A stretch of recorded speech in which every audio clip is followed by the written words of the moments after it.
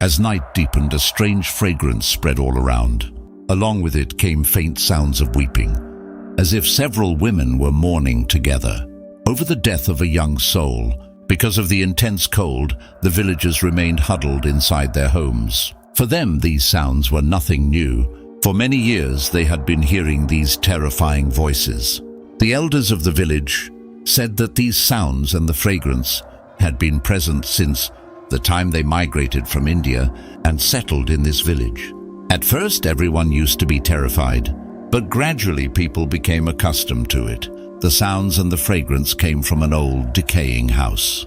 This house had been locked for years. It was said that before the partition of India, Hindus used to live in this village. Among them was a man named Rajesh, who had a beautiful daughter named Janki.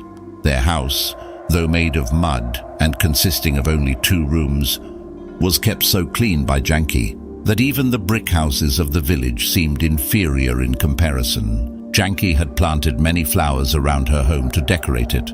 Among them was a vine of night-blooming jasmine. She loved it dearly.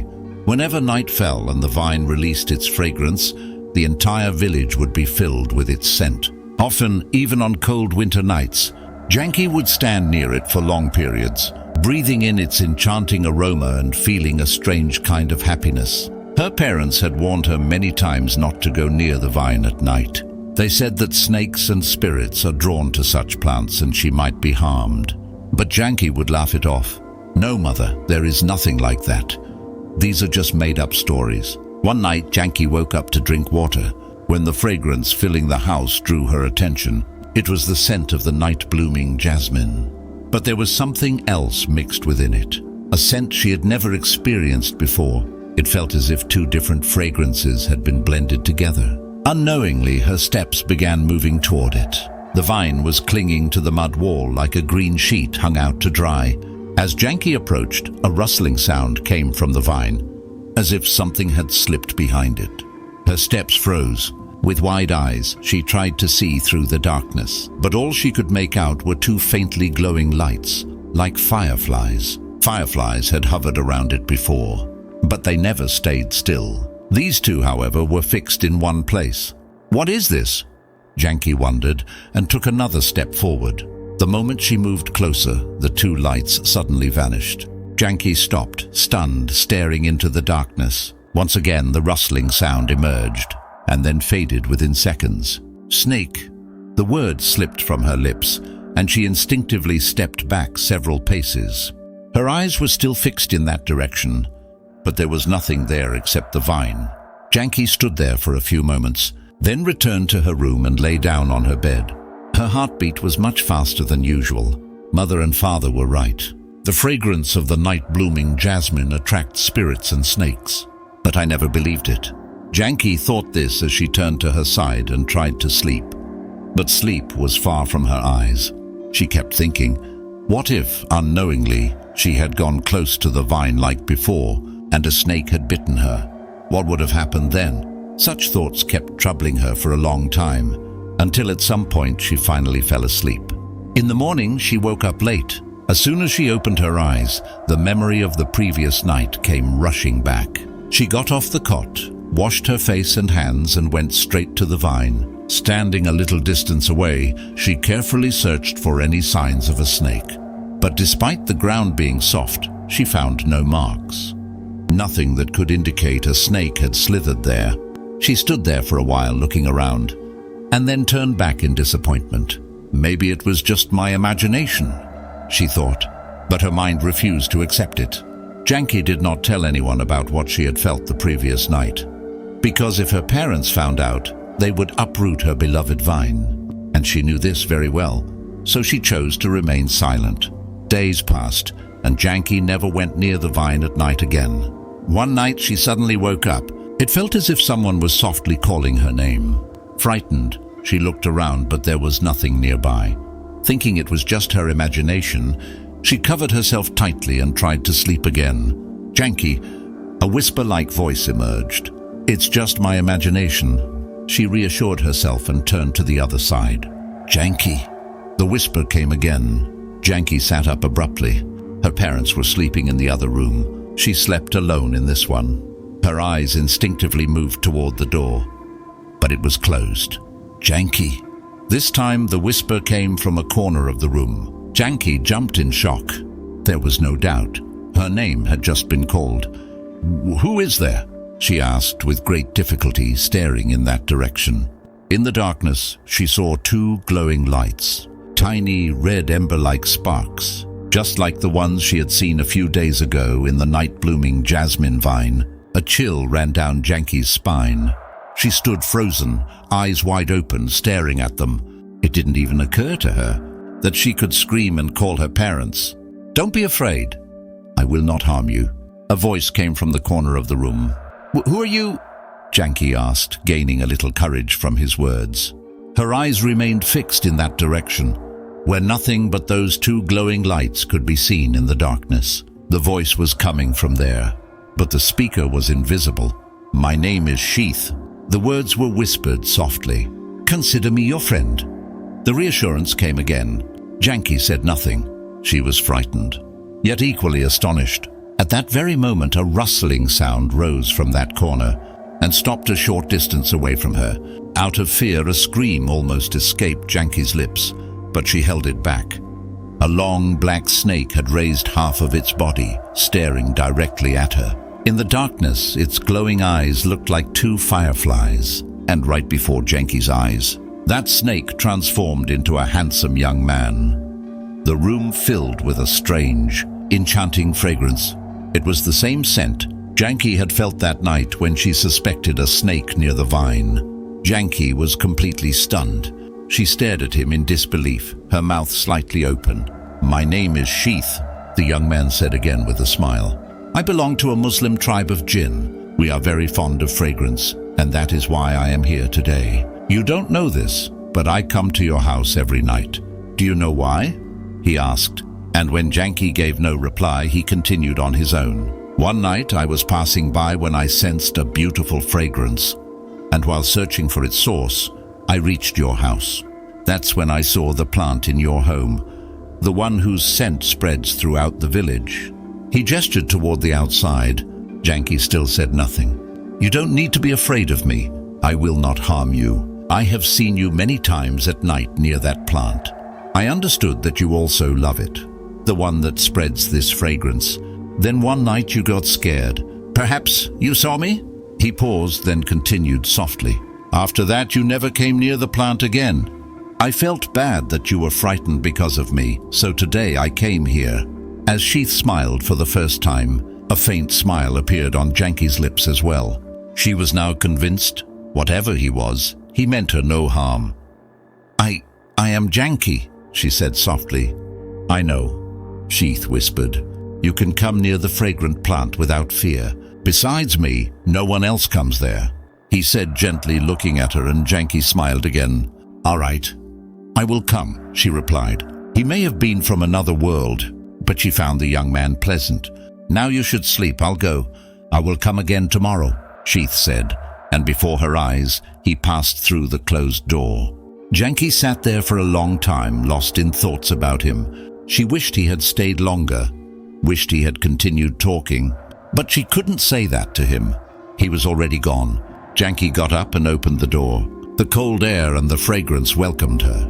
She stood there for a while, eyes closed, then shut the door and lay down on her cot. Now she was waiting for the next night. After that, it became her routine. As soon as night deepened, she would go to the vine, and the two would talk until morning. Both Sheeth and Janki knew one thing very well, that fire and clay can never truly unite. So they remained nothing more than companions, friends who shared each other's loneliness. A year had passed in their friendship. Driven by curiosity, Janki had often asked Sheeth, "When did you become a Muslim? And why?" Sheeth told her that he was born a Muslim. His parents also belonged to a Muslim tribe.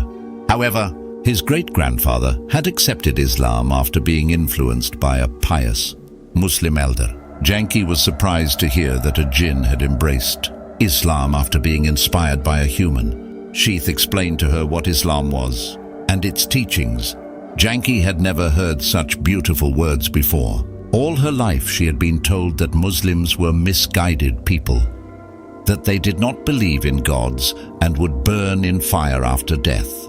But what Sheeth told her felt completely different. It seemed to her that it wasn't Muslims who were misguided, but rather those who had forgotten their creator and made different gods of their own. Sheeth's manner and every word he spoke touched Janki's heart deeply. For many months she kept thinking, and then one night she told Sheeth that she wanted to become a Muslim too. Hearing this, Sheeth felt both surprised and happy. He told her to repeat after him. He recited the declaration of faith, and Janki slowly tried to repeat each word. As soon as she completed it, she smiled, and then suddenly she broke down into tears. Sheeth kept smiling as he watched her. He knew these were not tears of sorrow, but tears of happiness, the joy of finding purpose and direction in life. After many nights of practice, Janki learned the declaration perfectly. Sheeth gave her a new name, Rani. Once or twice, Janki's parents saw her at night, standing near the vine and talking, but they could not see Sheeth, so they assumed their daughter was talking to the plant. When they asked her, Janki would simply reply, "I'm talking to the night-blooming jasmine. Do plants even talk to anyone?" They would laugh at her innocence. Janki was happy that her secret remained hidden from everyone. But that was her mistake. There was, however, one person who had found out that Janki spoke to someone every night, but he could not figure out who she was talking to. This was her neighbor, Arjun. One night he came into his courtyard for some work and heard whispers coming from Janki's house. When he listened carefully, he realized it was Janki's voice. He slightly peeked over the wall into her house and was stunned to see that in the middle of the night, Janki was standing near the night-blooming jasmine talking to someone. The strange part was, Arjun could not see anyone else there. Either this girl has gone mad, or she's talking to plants, he thought. Must be crazy. Talking to plants at this hour of the night. Arjun smirked and went back inside. Arjun even mentioned this to Janki's father, that his daughter talks to plants at night, but he was even more surprised to learn that her parents already knew about it. A few days passed and Arjun forgot what he had seen. One night he returned home late. As soon as he entered, he remembered it again. Driven by curiosity, he peeked into Janki's house and was shocked to see that even tonight, she was standing there talking to someone. What surprised Arjun even more was Janki was speaking in a different language, stumbling over her words, as if she was learning something from someone. The next night, Arjun stood pressed against the outer wall of Janki's house. It was the same wall over which the night-blooming jasmine had spread. As the night deepened, along with the fragrance of the flowers, another enchanting scent filled the air. At that very moment, he heard soft footsteps from inside, which came and stopped near the wall. "Assalamu alaikum." Arjun clearly recognized it was Janki's voice. He was shocked. Why was Janki greeting like a Muslim, and to whom? He could not hear any reply to her greeting.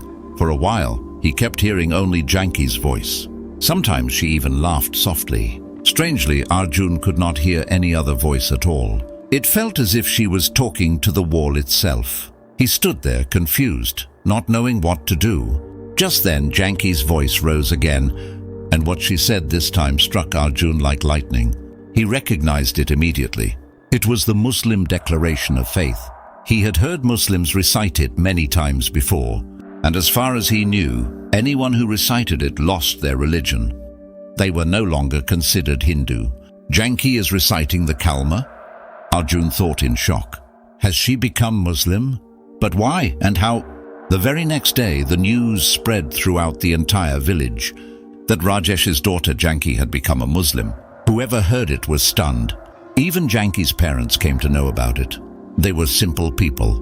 Listening to the villagers, they began to believe that their only daughter would now burn in hell. And this was something they could never accept. They asked Janki how it was even possible. She had never stepped out of the house, so how could she have become a Muslim? These people are lying, aren't they? But Janki's answer left them speechless. No, mother, father. It's true, she said firmly. Then she told them everything. Hearing about Sheeth, they were terrified. They thought their innocent daughter had been possessed, that some spirit had forced her into this. But Janki reassured them that nothing like that had happened. She told them she had accepted it of her own will. When Allah chooses someone, He can guide them through any of His creations, she explained. After a few days, through Janki's efforts and persuasion, her parents also accepted Islam. However, they kept it a secret. They planned to soon leave the village and move to a Muslim settlement where they would be safe. Because they knew very well, people here would no longer let them live in peace. A few days later, one night after dinner, Janki and her parents went to their rooms. Suddenly, 7 masked men jumped over the wall and entered the house. 3 stayed outside in the courtyard as guards, while the rest went straight into Janki's room. The weapons in their hands revealed their dangerous intentions. Janki had just lain down when she heard a sound outside. Did Sheeth come early today? She thought with a faint smile, and quickly got up, moving toward the door. At that very moment, several masked men rushed into the room and grabbed her before she could speak. One of them tightly covered her mouth. Another removed his mask, and Janki froze in shock. It was her neighbor, Arjun. Without saying a word, Arjun drove a spear into her stomach. Her scream died in her throat, muffled by the hand over her mouth. He struck her 2 or 3 more times, and then they all silently left. In the other room, her parents had no idea that their only daughter had fallen victim to blind hatred. Janki lost consciousness. The blood flowing from her body spread across the ground. Sheeth arrived at his usual time. The moment he entered the house, he sensed something was wrong. His sensitive senses caught the scent of blood in the air. He rushed straight to Janki's room. What he saw inside was enough to shake him to his core. "Rani!" He cried out with all his strength and ran to her. But he was too late. He wept with a broken voice, a cry that no one but he could hear. It was Sheeth who woke Janki's parents. Then he left, because the scene had become unbearable for him. The next morning, the village was crowded like a gathering. Muslims from near and far had come to offer Janki's funeral prayer. Everyone said the same thing, that early in the morning they had seen a group of people dressed in white coming from afar. Those people had informed them that a young girl had passed away, and whoever attended her funeral would be fortunate.